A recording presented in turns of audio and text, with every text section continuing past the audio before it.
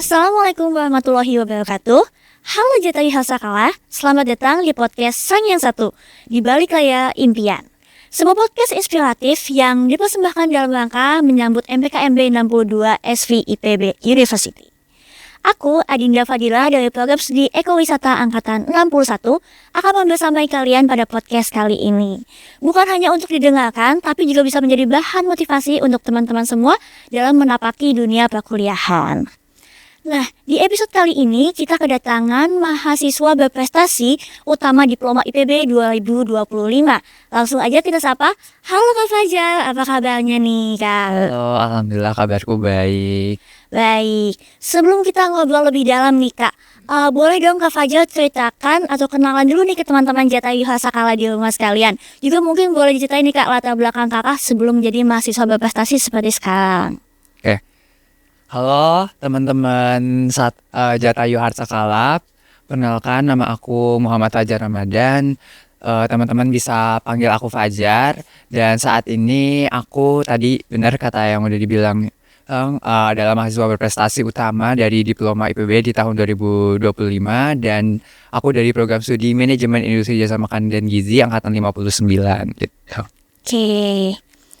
Nah Kak, mungkin kita langsung lanjut ke pertanyaan pertama nih Kak. Kita tahu nih Kak, di setiap keberhasilan itu pasti punya perjuangannya masing-masing. Kalau boleh diceritakan, tantangan apa aja sih yang udah paling Kak Fajar lewatin nih, apalagi yang paling berat nih Kak, baik dari sisi akademik maupun non-akademik? Oke, kalau ngomongin soal tantangan ya, pasti banyak banget, gak cuma akademik maupun non-akademik, tapi juga dalam diri sendiri pasti juga ada ya tantangan. Nah, kalau dari aku sendiri, waktu di dunia perkuliahan ya, awalnya ketika aku dulu maba, tantangannya adalah untuk menemukan jati diri gitu, dan untuk bisa beradaptasi dengan lingkungan sekitar gitu. Karena dulu aku kan berasal dari desa ya, yang kemudian pindah ke kota di IPB perkuliahannya, dan itu kan dari desa ke kota kan pasti perubahannya berbeda ya, dari segi lingkungannya, orang-orangnya. Di situ gimana caranya untuk bisa aku beradaptasi dengan lingkungan di IPB, dengan orang di IPB, dan kemudian juga aku belajar bagaimana caranya untuk bisa bersosialisasi dengan orang-orang baru gitu kan. Nah, kemudian juga kalau dari aku sendiri, tantangan dari akademik itu sendiri pasti di bagian seperti kesulitan waktu awal ini ketika masuk perkuliahan gitu. Karena aku ngerasa di awal perkuliahan itu di jurusan manajemen industri jasa makanan gizi, aku ngerasa kayak kurang cocok gitu. Karena tadinya kan aku IPA ya, pindah ke yang basicnya banyak masak-masak, apalagi vokasi kan, banyak praktikum yang masak-masak. Nah, di situ aku ngerasa kayak kurang cocok gitu dari dalam diri aku. Dan kemudian aku ngerasa, aduh, kayaknya harus ada sesuatu hal yang aku bisa explore gitu untuk gak rasa down gitu karena kurang cocok itu sendiri gitu. Nah, kalau dari aku sendiri, aku biasanya mengeksplorasi gitu untuk bisa lebih explore gitu terkait dengan kegiatan-kegiatan yang ada di vokasi gitu. Dan waktu itu aku ikut kegiatan kompetisi dan organisasi gitu untuk agar waktu ngerasa jenuh atau ngerasa ketika kurang cocok gitu sama jurusan ini, aku bisa ada hal yang bisa seneng lah, istilahnya bisa nge-refresh otak gitu. Nah, kalau di akademiknya, non-akademiknya ini sendiri, aku ngerasa kalau misalnya di manajemen waktu gitu. Nah, di manajemen waktu itu benar-benar lumayan kewalahan sih, apalagi waktu maba, karena kan ada organisasi, ada kompetisi yang diikuti. Nah, caranya gimana cara manajemen waktu aku? Kalau aku sendiri biasanya aku menggunakan skala prioritas gitu.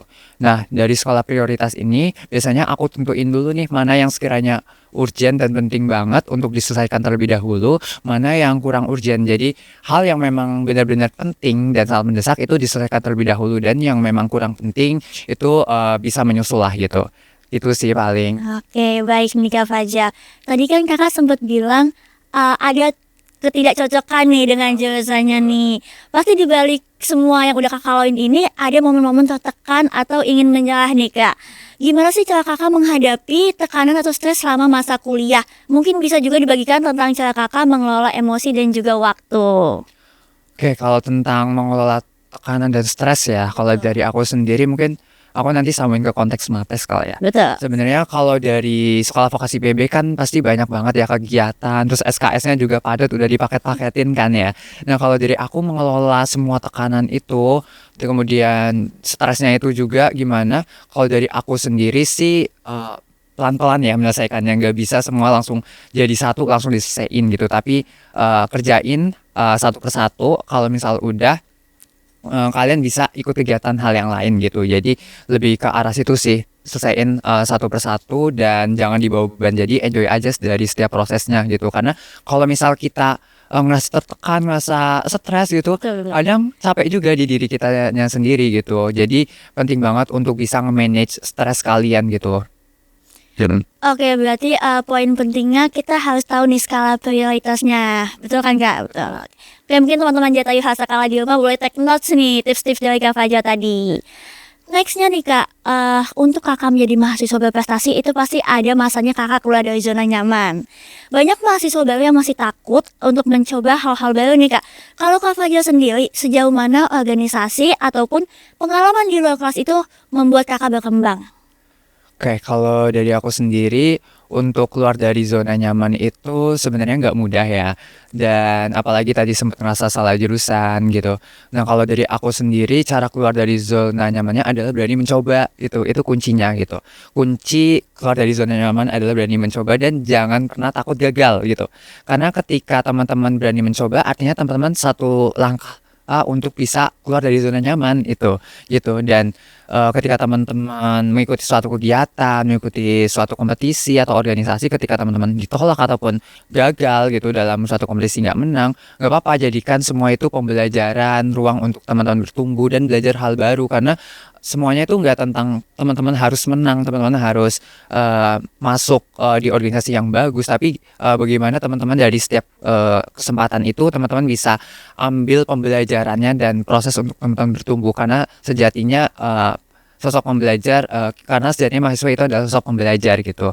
Jadi dimanapun kalian dan sebagai apapun kalian di situ, teman-teman prosesnya adalah belajar gitu, harus belajar. Oke, jadi teman-teman Jatayu Hasakala, walaupun kita gagal berkali-kali, itu akan menjadi evaluasi bagi diri kita sendiri agar menjadi lebih baik ya teman-teman. Nah, selanjutnya Kak, ada nggak sih rutinitas atau kebiasaan positif yang kakak lakukan setiap harinya untuk bisa bantu jaga semangat kakak? Ataupun mungkin sumber inspirasi yang selalu kakak pegang selama kakak berkuliah di IPB? Kalau dari aku sendiri untuk menjaga semangat ya, berarti untuk menjaga semangat dari aku biasanya aku explore sama hal-hal yang aku suka sih gitu. Kalau misal aku kan suka kompetisi di ISAI, kemudian karya tulis ilmiah. Nah kalau dari aku explore ke hal-hal itu sih. Jadi lebih banyak explore ke kepenulisan, kemudian juga diskusi sama orang-orang yang memang expert di bidang kepenulisan. Jadi untuk menjaga semangat aku sih gitu ya. Apalagi di dunia perkuliahan yang padat ini, kalau misal kita akademik banget nih, menurut aku kadang bikin jenuh juga. Jadi harus ada sesuatu yang bisa ngebalance lah antara keduanya, yaitu dengan ikut berbagai kegiatan, salah satunya kompetisi gitu. Dan aku juga ikut organisasi. Di organisasi ini juga sebenarnya ngebuat otakku lebih refresh lagi karena aku bertemu dengan teman-teman, bertemu dengan relasi baru yang di situ aku ada perspektif baru juga, belajar hal baru. Dan di situ aku ngerasa kalau misalnya aku ada semangat aku tumbuh di situ karena explore hal baru kan, belajar hal baru juga di situ. Jadi di situ yang ngebuat aku tuh bisa semangat gitu, adanya teman-teman yang suportif juga tentunya gitu. Oke. Berbagai organisasi. Sekarang sebelum kita ke closingan nih Kak, kakak bisa ngasih satu pesan khusus mungkin buat teman-teman mahasiswa baru di rumah yang lagi ragu, takut ataupun kehilangan arah nih Kak. Apa yang ingin kakak sampaikan? Dan juga harapan kakak secara pribadi mengenai MPKMB dan awal masa kuliah yang harusnya mereka ini melakukan apa di awal masa kuliah tersebut? Oke, kalau dari aku sendiri, bagi teman-teman yang ngerasa takut kayak jalannya mau kemana nih gitu setelah diterima di IPB, menurut aku itu pasti bakalan ada sih, wajar teman-teman. Jadi caranya gimana caranya kalian untuk bisa menanamkan mindset kalau misalnya kalian tuh harus bisa explore, kemudian harus bisa belajar gitu di IPB gitu. Dan menurut aku jangan pernah bandingin progres teman-teman dengan orang lain, karena setiap orang pasti punya prosesnya sendiri, punya jalannya sendiri gitu. Buat jalan teman-teman yang versi teman-teman gitu. Jadi buat jalan yang unik dan buat versi teman-teman karena ya kembali lagi gitu teman, karena yang menjalani perkuliahan kan teman-teman ya, dan pasti teman-teman yang ingin kedepannya pengen gimana gitu sebagai mahasiswa. Jadi buatlah tujuan ketika berkuliah, jadi kayak ada motivasinya ketika berkuliah harus ngapain aja gitu, set goals dari awal gitu sih.